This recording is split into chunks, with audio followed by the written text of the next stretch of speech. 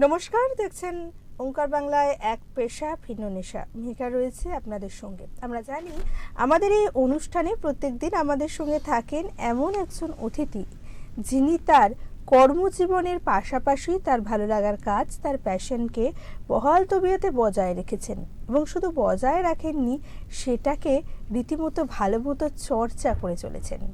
এইরকম মানুষরা কিন্তু আমাদের সবসময় ইন্সপায়ার করেন, আমাদেরকে শেখান যে জীবনে যাই ঘটে যাক, যেটা ভালো লাগার কাজ, যেটা প্যাশন, সেটাকে যদি বাঁচিয়ে রাখতে পারি, সেটা নিয়ে যদি কিছুটা সময় কাটাতে পারি, তাহলে কিন্তু নিজেরাও ভালো থাকব। আজকে আমাদের সঙ্গে রয়েছেন আবার একজন বিশেষ অতিথি। পেশায় তিনি একটি প্রাইভেট ফার্মে কর্মরত হলেও নেশায় কিন্তু তিনি প্রতিভা শিল্পী। তার অসাধারণ শিল্পকর্মে জীবন্ত হয়ে ওঠে মাটির প্রতিমা। আজকের বিশেষ অতিথি তনয়নাকে আমি ওঙ্কার বাংলার পর্দায় স্বাগত জানাচ্ছি। নমস্কার। প্রথমেই যে প্রশ্নটা করব, আপনার কাজ তো দেখছি আমরা অসাধারণ প্রতিমা, তো এই প্রতিমা তৈরির কাজটা শেখার শুরু কিভাবে? আমার ঠিক শেখা সেরকম প্রথাগত কোনো শেখা নেই। আমি ছোটবেলা থেকে ছবি আঁকা শিখতাম। তো ছবি আঁকা শেখার সূত্রে একটা আইডিয়া ছিল মাথার মধ্যে, আর পুরোদমে ফ্যামিলি সাপোর্ট এটাতেই। এমনি কোনো প্রথাগত শিখিনি কোনো জায়গা থেকে। সেই যে শেখা, সেইটা থেকে আজকে এত প্রফেশনালি, এত নিখুঁত কাজ। প্রফেশনালি তো নয় জিনিসটা, শখে সম্পূর্ণভাবে। কিন্তু প্রথম দিকে নিখুঁত হতো না, প্রথম দিকে একটু একটু একটু একটু করে করে করতে করতে এখন একটু ভালো হয়। ফ্যামিলি ব্যাকগ্রাউন্ডেও বেশ এই বিষয়টা নিয়ে কি চর্চা আছে? না, চর্চা সেরকম নেই, কিন্তু সাপোর্ট প্রচুর পেয়েছি। কোনোদিনও আমাকে কিন্তু বারণ করা হয়নি যে এই কাজটা করো না, এই কাজটা নয়, এই কাজটা তোমার জন্য নয়, এরকমটা কোনোদিনও শুনিনি। আমার বাবার সাপোর্ট প্রচুর। বাবা ছোটবেলা থেকে যেখানে কুমারটুলি ছিল, তো সেই কুমারটুলিতে গিয়ে গিয়ে দাঁড়িয়ে থাকতাম। আর কুমারটুলি যারা ঠাকুর বানাতেন তারা কিছু বলতেন না, কিছু জিজ্ঞেস করলে বলতেন না যে কি করছেন না করছেন। তো ওখানে দাঁড়িয়ে দাঁড়িয়ে দেখতাম, ওটাই শেখা। ওই দেখতে দেখতেই শিখেছি মোটামুটি। বেশ, কিন্তু এই যে সবাইকার মতো ছোটবেলায় বাবা মার হাত ধরে আঁকার স্কুলে যাওয়া, ছবি আঁকা শেখা শুরু, সেখান থেকে হঠাৎ করে আবার প্রতিমা। তো ছবি আঁকার তো অনেকগুলো পার্ট আছে, শিল্পের অনেকগুলো পার্ট কম বেশি শেখা হয়েছে। সেখান থেকে এই ক্লে মডেলিং বা স্কাল্পচারটাকে বেছে নেওয়ার কারণ কি ছিল? সেই কারণটা এখন আর হয়তো খুব একটা মনে পড়ে না, কিন্তু আমার কোনো না কোনোভাবে আমি যখন ক্লাস 5-6-এ পড়ি, তখন থেকে আমার মনে হয়েছিল যে এই কাজটা করে দেখি তো একবার কেমন হয়। তো সেই সূত্রেই শুরুটা। তো তারপর তো অনেক রকমের বানিয়েছি। আর তারপর আমি যখন ক্লাস 5-6 থেকে তৈরি করছি, প্রতিমা তৈরি করছি, তো তখন থেকে আমাদের বাড়িতে দুর্গাপুজোও শুরু হয়। যে প্রতিমাটা আমি বানাচ্ছি, তৈরি করেছি, তো সেটাকে পুজো করার জন্য তো সেখানে দুর্গাপুজো শুরু করা হয় বাড়িতে। তো এখন তো সেই দুর্গাপুজো প্রায় অনেকটা বড় করে হচ্ছে। এইভাবেই শুরুটা, শুরুর দিনটার খুব একটা হয়তো মনে পড়ে না সেরকম ভাবে, কিন্তু শুরুটা এভাবেই। এটা কিন্তু খুব সুন্দর একটা ব্যাপার, বাড়ির ছেলের হাতে তৈরি ঠাকুর দিয়ে বাড়িতে দুর্গাপুজোর শুরু, এবং আশা করা যায় এটা চলতে থাকবে এই ট্র্যাডিশনটা। সেরকম তো আমাদেরও ইচ্ছা, দেখা যাক সবকিছু। আচ্ছা, এই যে এত সুন্দর ঠাকুর তৈরি করছো, বেশ কিছু ক্ষেত্রে সেগুলো বোধহয় এদিক ওদিক যাচ্ছেও, তো সেই সমস্ত ক্ষেত্রে আশেপাশের মানুষজন এবং যারা ঠাকুর নিচ্ছেন তাদের কাছ থেকে অ্যাপ্রিসিয়েশনটা কেমন আসছে? না, আমি একটা কথা বলি, আমি যে ঠাকুরগুলো বানাচ্ছি সেগুলো কিন্তু সম্পূর্ণ আমার বাড়ির জন্যই। আমি সেগুলোকে কোনোটাই সেল করি না, বা কাউকে কখনো গিফট করেছি সেটা হয়েছে, কিন্তু বাড়ির জন্যই। আগে কি হতো, আমি 2023 অবধি আমার বাড়ির যে বড় প্রতিমা যেটা, তো সেটা আমি বানাতাম।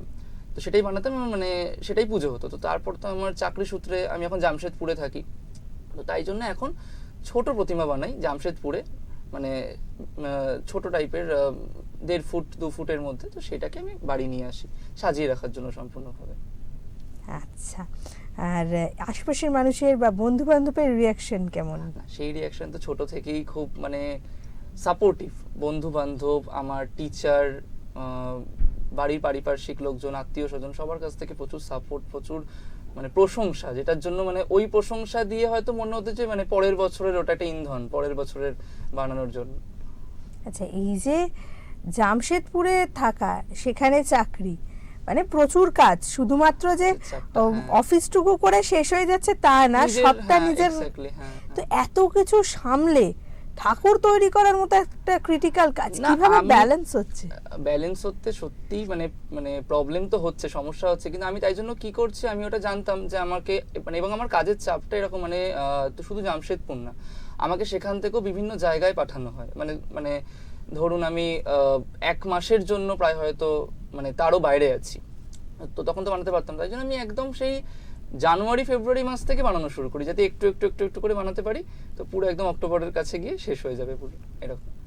তা এই সব কিছুর মাঝখানে আমার কিন্তু খুব কৌতূহল একটা জাগছে, একদিকে চাকরি, একদিকে প্রতিমা তৈরি, এত সুন্দরভাবে ব্যালেন্স চলছে, ব্যাকগ্রাউন্ডটা কি, মানে পড়াশোনাটা কি নিয়ে? পড়াশোনাটা আমি তো আফটার 12 আমি বিএসসি কেমিস্ট্রি অনার্স করেছিলাম ক্যালকাটা ইউনিভার্সিটি থেকে, সিটি কলেজ থেকে। তো তারপরে বিটেক করি রাজাবাজার সায়েন্স কলেজ থেকে, সেরামিক্স ইঞ্জিনিয়ারিংয়ে বিটেক করি। তো বিটেক আমার পাস আউট ছিল 2024, তো সেই বছরই আমি চাকরি পাই ক্যাম্পাসিংয়ে, চাকরি পেয়ে তারপর তো এখন চাকরি জীবন। না, এটা সত্যি মানে আবারও প্রমাণিত হলো যে সায়েন্স আর আর্ট দুটো কিন্তু রিলেটেড। সায়েন্সের মানুষজন যখন এতখানি আর্টের চর্চা করেন, তো বেশ একটা সুন্দর সহাবস্থান দেখা যায়, মানে শুধুমাত্র দুনিয়ায় নয়, একটা মানুষের মধ্যে সায়েন্স এবং আর্টের খুব সুন্দর একটা সহাবস্থান দেখা যায়। আচ্ছা, এই যে এতদিন ধরে প্রতিমা তৈরি করা হচ্ছে, যেরকম গল্পটা আমরা শুনলাম যে শুরুর দিকে এতটা নিখুঁত হতো না, আস্তে আস্তে জিনিসটা এত দূর এগোনো, কোনো স্পেশাল এরকম ঘটনা আছে যেটা বেশ কাজের প্যাটার্নটা হঠাৎ করে মনে হলো পাল্টে গেল, বা এই যে এনার্জিটা, কাজের যে ইচ্ছাটা, সেটাকে আরো বাড়িয়ে দিল, এরকম কোনো স্পেশাল ঘটনা আছে এই জীবনে? স্পেশাল ঘটনা যদি বলতে হয় তাহলে সেটা হচ্ছে 2015 থেকে 2016, মানে আমি 2015 অবধি যে ঠাকুরগুলো বানিয়েছি সেই ঠাকুরগুলো মানে আমার এখন দেখে মনে হয় যে এ বাবা, মানে কি বলে, এটা আমি বানাতাম এরকম। কিন্তু কি হয়েছিল, আমার বাড়ি থেকে আমি সবসময় না, বাড়ি থেকে আমার বাবা, দাদু, মা, দিম্মা, তো মানে তারা সবাই সবসময় মানে যত খারাপই হোক সবসময় এটা বলতো যে খুব সুন্দর হয়েছে, খুব সুন্দর হয়েছে এরকম। তো সেই একটা ব্যাপার না, মানে এই একটা ব্যাপার আমার মধ্যে চলতো সবসময় যে আমি যেটা বানাচ্ছি তাহলে হয়তো ভালোই হচ্ছে, ভালোই হচ্ছে। এবার 2015 থেকে 16 তখন মানে একটু বড় হলাম, তখন মনে হলো যে আর একটু ভালো করে বানানো যায় কি, আর একটু অন্যরকম কিছু ট্রাই করা যায় কি। তখন কি করলাম, তো আর তখন মানে তখন সত্যি সত্যি ইউটিউব এসছে, বা মানে সেখান থেকে আরো মানে মানে আরো যে মানে ট্রিক্স যেগুলো মানে ভেতরে ভেতরে ওরা কি মেশাচ্ছে, কত পরিমাণে মেশাচ্ছে, তাতে এত সুন্দর হচ্ছে, এইগুলো নিয়ে একটু চর্চা করলাম। এইগুলো চর্চা করে দেন তারপর 2016, তারপর তো পরের যে বছরগুলো, তখন জিনিসটা মানে একটু মানে এক ধাক্কায় একটু ভালোর দিকে গেল, মানে আরেকটু ভালোর দিকে গেল। এরকম কোনো মানুষ আছেন যিনি প্রচণ্ডভাবে ইন্সপায়ার করেছেন, বা যার একটা গুরুত্বপূর্ণ ভূমিকা আছে এই নিখুঁত হাতটা তৈরির পেছনে? না, এরকম মানুষ বেশ কিছু এসেছেন, এরকম বেশ কিছু এসেছেন এরকম মানুষ। মানে আমাদের কি হতো, আমাদের বাড়ির সামনের যে মানে পুজোটা, তো সেখানে মানে থিমের পুজো সেটা, তো সেখানে প্রতি বছরই কেউ না কেউ আসতেন যারা মানে মানে প্যান্ডেলের দায়িত্ব নিতেন। তো তারা কিছু কিছু দেখিয়ে দিতেন, তারা একটু একটু করে দেখিয়ে দিতেন যে এইটা এরকম হচ্ছে না, ওটা ওরকম, মানে তাদের মানে ব্যস্ত শিডিউল থেকে কিছুটা টাইম বার করে। তো এরকম বেশ কিছু কিছু মানুষ এসছেন এরকম জীবনে, তাদের কাছ থেকে শিখেছি। আর শেখা তো এখনো চলছে, এখনো হয়তো প্রতি বছরই যেটা বানাচ্ছি এখন হয়তো কিছু না কিছু শিখছি প্রতি বছরই। কোনো কাজ করতে করতে পরের বছর মনে হচ্ছে যে এটা ভুল করেছিলাম, এবার তাহলে ঠিক করে নিই। ভবিষ্যতে কি এরম প্ল্যান আছে যে যেটা শিখেছেন এত বছর ধরে, যেটাকে চর্চা করছেন, বেশ সুন্দর একটা পর্যায়ে নিয়ে গেছেন, এটা আরো বাচ্চাদের কাছে যারা আরো শিখতে চায় এরম মানুষদের কাছে শিক্ষক রূপে গিয়ে দাঁড়িয়ে তাদের হাত তুলে দেওয়া? হ্যাঁ, সে মানে ইচ্ছা তো সেরকম আছে, অবশ্যই আছে, কিন্তু সময়টা বড় একটা সমস্যাদায়ক ব্যাপার। তার মধ্যে আমি থাকি জামশেদপুর, আমি কলকাতায় খুব কম আসি, মানে মানে কম আসি মানে ফ্রিকুয়েন্টলি তো নয়, আর আসলেও সেটা 2-3 দিনের জন্য ওরকম একটা হয়। তো সেখানে কতটা সময় দিতে পারবো এটা জানি না, কিন্তু যদি আমি কলকাতায় চলে আসি, পাকাপাকিভাবে যদি কলকাতায় চলে আসি, তাহলে অবশ্যই এটাকে নিয়ে কিছু না কিছু ভাববো। মানে আমার মানে পরবর্তী জেনারেশনের মধ্যে যেন এই জিনিসটা একটু যদি কোনোভাবে দিতে পারি। একজন পরিপূর্ণ শিল্পীর চিন্তা বোধহয় এটাই থাকে যে নিজে পুরোটা গুছিয়ে ওঠার সঙ্গে সঙ্গে, নিজে পুরোটা শিখে ওঠার সঙ্গে সঙ্গে নিজের যে ট্যালেন্টটা সেটা যদি আরও কয়েকজন মানুষের মধ্যে ছড়িয়ে দেওয়া যায়, তবেই কিন্তু একজন শিল্পী পরিপূর্ণ হয়ে ওঠেন। আর এই চিন্তাটা ছাড়া বোধহয় একজন শিল্পী একদমই কমপ্লিট নন। তো এবার আরেকটু অন্যরকম কথায় আসি, এই যে এতগুলো ঠাকুর তৈরি করেন, মানে সেগুলো কি একদম ট্র্যাডিশনাল প্যাটার্নে কাঠামো বেঁধে তার ওপর মাটি দিয়ে পুরো ওইভাবে যায়? একদমই একদমই। আমি মানে শুধু মাটি দিয়েও বানিয়েছি, শুধু মাটি দিয়েও বানিয়েছি, কিন্তু বেশিরভাগটা কাঠামো বেঁধেই। আর ট্র্যাডিশনাল আমার মানে ওই চোখ টানা ট্র্যাডিশনাল যে মূর্তি হয়, আমার কোনো থিমের ঠাকুর মানে দেখতে ভালো লাগে, কিন্তু মানে বানানোর ক্ষেত্রে আমি পুরো ট্র্যাডিশনালটাই ইয়ে করি, বজায় রাখি। না, এই যে ঠাকুরের মুখগুলো দেখেছি আমি, ভীষণ সুন্দর। তো সেগুলো কি ছাঁচ তৈরি করে না পুরো হাতে? না, ছাঁচ তৈরি করে। এবার ছাঁচটা তৈরি করার সময় তো হাতে বানাতে হয় প্রথম, তো করে সেটা ছাঁচ তৈরি করে, তো দেন তারপরে সেই ছাঁচ থেকে আবার মানে বেশ কিছু বছরে সেই ছাঁচ থেকে মানে ইয়ে করলাম, তারপরে আবার তো অন্য ছাঁচে। আচ্ছা, এই যে একটা বেশ চাপের চাকরি করা হয়, চাপের বলছি কারণ মানে শুধুমাত্র অফিস করে শেষ হয় না, একজন বাড়ি ছেড়ে গিয়ে যখন অন্য একটা জায়গায় একা থেকে করতে হয়, সেখানে কাজের আর কি শেষ থাকে না। তো কখনো এই প্রফেশনাল লাইফের যে মানুষজন, কলিগ হোক, অফিসের সিনিয়র জুনিয়র, তাদের কাছ থেকে এই যে প্যাশনটা, সেটা নিয়ে কোনো ফিডব্যাক কখনো পেয়েছেন? ফিডব্যাক পেয়েছি বেশ কিছু। হয়তো তারা হয়তো স্কুল কলেজের মতো সেই সাপোর্টটা হয়তো পায়নি কোনো না কোনো ক্ষেত্রে, কিন্তু ফিডব্যাক পেয়েছি। আমার বস যিনি, তো তিনি তো খুব অ্যাপ্রিসিয়েট করেন জিনিসটা, তিনি দেখেছেন আমার কাজ, দেখেছেন, তো দেখে তিনি মানে খুবই অ্যাপ্রিসিয়েট করেছেন, তো ফিডব্যাক পেয়েছি মোটামুটি। না, এইটা কিন্তু একটা সত্যি পাওনার বিষয়।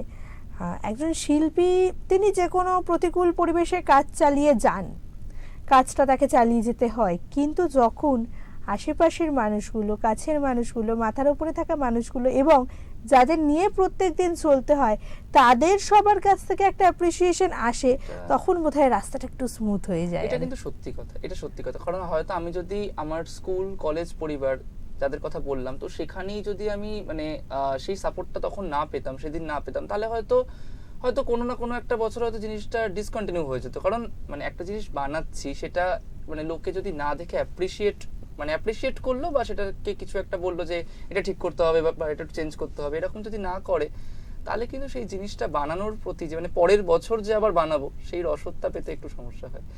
তো সেইটা কিন্তু পেয়েছি, সেই সাপোর্টটা পেয়েছি। কাজের জায়গায় সবাই ব্যস্ত, আরো ব্যস্ত সবাই, তো তখন হয়তো একটু কম, কিন্তু স্কুল কলেজে প্রচুর পেয়েছি।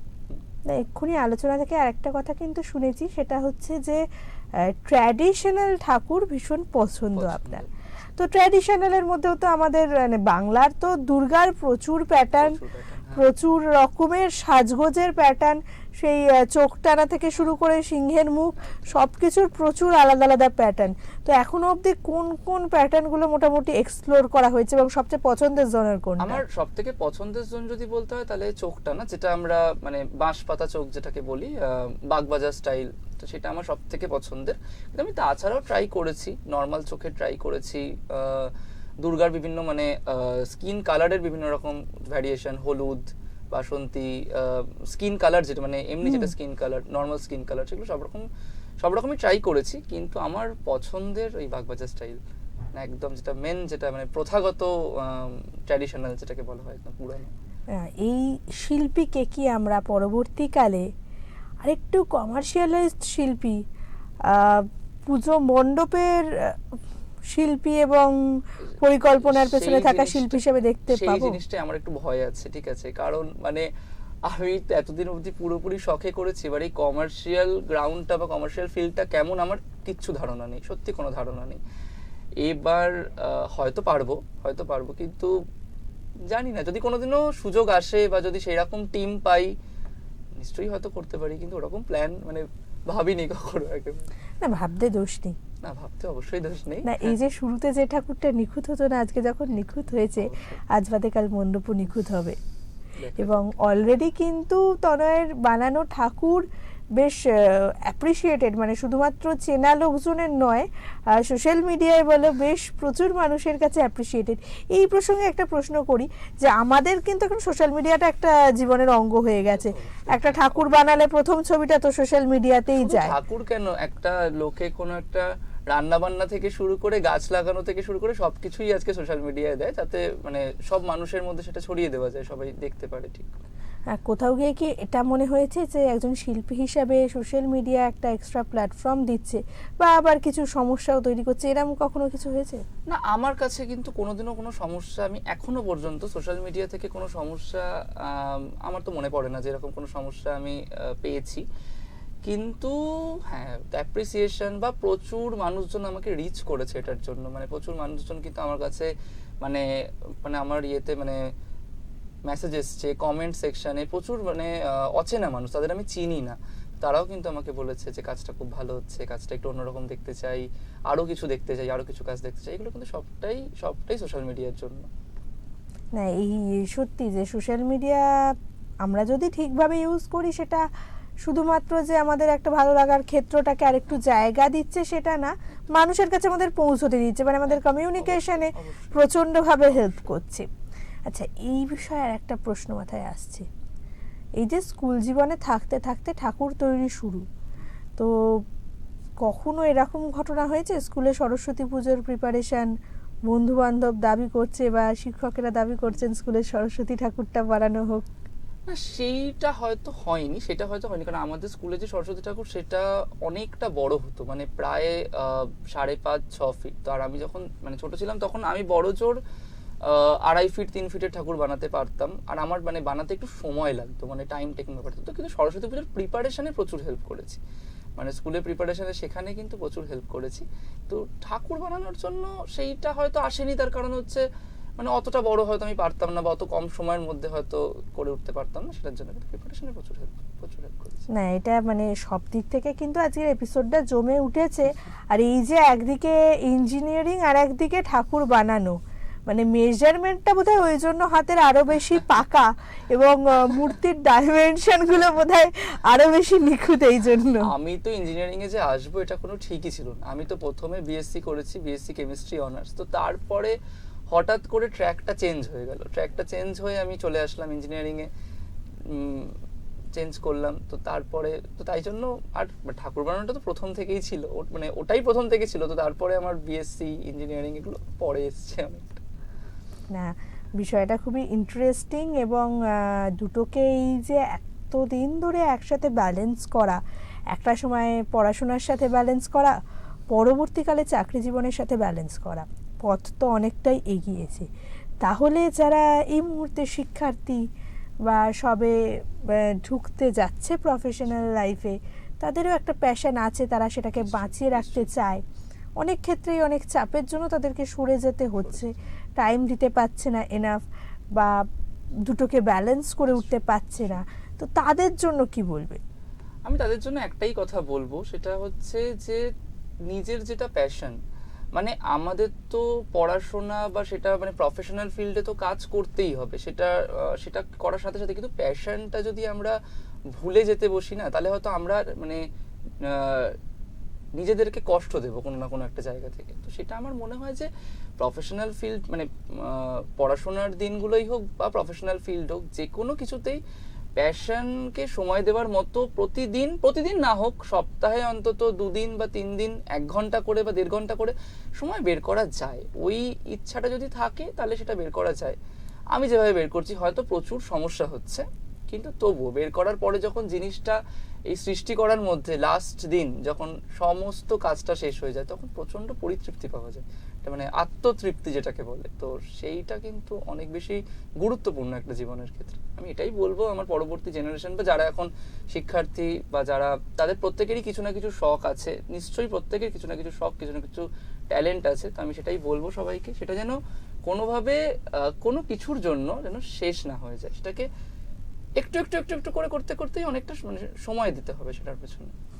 অনেক ধন্যবাদ তনয়কে। আর আবার কিন্তু আমাদের একটা এপিসোড থেকে এই কথাটাই আমরা শুনলাম যে যেটা ভালো লাগার কাজ, যেটা প্যাশন, সেটাকে যদি দিনে সামান্য একটু একটুখানি সময় বার করে রেখে আমরা বাঁচিয়ে রাখতে পারি, সেটাকে যদি আমাদের প্রত্যেক দিনের জীবনের অঙ্গ করে ফেলতে পারি, সেটা কোথাও গিয়ে যেমন একদিকে আমাদের ভালো রাখবে, আমাদের প্রফেশনাল লাইফের যে গ্লানিটা, যে ক্লান্তিটা, সেটাকে কাটিয়ে উঠতে অনেকটা হেল্প করবে, আমাদের মানসিক সুস্থতার জন্যও বেশ হেল্প করবে। পাশাপাশি কিন্তু আমাদের জন্য একটা আলাদা জগৎ তৈরি হয়ে যাবে। কোথাও গিয়ে মানুষ হিসেবে আমরা সবাই একটু অ্যাপ্রিসিয়েশন, আশেপাশের মানুষের থেকে একটু প্রশংসা চেয়েই থাকি মনে মনে। আর এই প্যাশনটা বোধহয় আমাদের সেই জিনিসগুলোকে বার করে আনার বা সেই বিষয়গুলোকে পাইয়ে দেওয়ার সবচেয়ে ভালো মাধ্যম। তাই আমাদের আজকের অতিথি তো বলেই দিয়েছেন, তাও একবার আপনাদেরকে এটাই বলবো যে নিজের ভালো লাগার কাজ, নিজের ভালোবাসার কাজ, নিজের প্যাশন, সেটা থেকে কখনো সরে যাবেন না। অনেক সমস্যা আসে, টাইম ম্যানেজমেন্টে অনেক প্রবলেম হয়, তাও সেটাকে বাঁচিয়ে রাখতে হবে, কারণ এই ভালো লাগার কাজটাই আমাদেরকে ভালো রাখবে, আর এটাকে বাঁচিয়ে রাখলে আমরাও ভালো থাকব। যাই হোক, সবাই খুব ভালো থাকুন আর দেখতে থাকুন ওঙ্কার বাংলা। নমস্কার।